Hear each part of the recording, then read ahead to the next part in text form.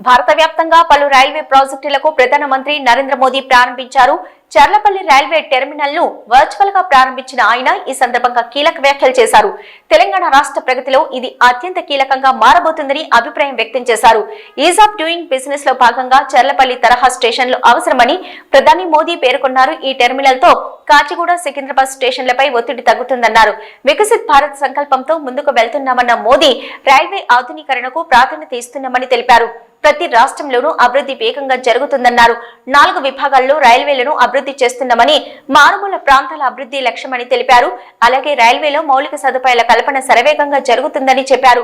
ఈ క్రమంలోనే వందే భారత్, నమో భారత్, అమృత్ భారత్ రైళ్లను ప్రవేశపెట్టనున్నామన్న మోదీ త్వరలోనే దేశంలో బుల్లెట్ ట్రైన్ కల సాకారం అవుతుందని వెల్లడించారు.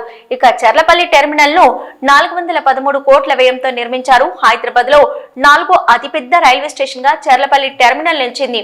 ఈ రైల్వే స్టేషన్ లో మొత్తం 9 ప్లాట్ఫామ్లు, 2 ఫుట్ ఓవర్ బ్రిడ్జ్లు ఉండగా ప్రయాణికుల కోసం waiting AC, non AC halls, ఇక రిజర్వేషన్ కౌంటర్లు, టికెట్ కౌంటర్లు, ఫుడ్ కోర్టులు వంటి అన్ని రకాల సదుపాయాలు ఉన్నాయి.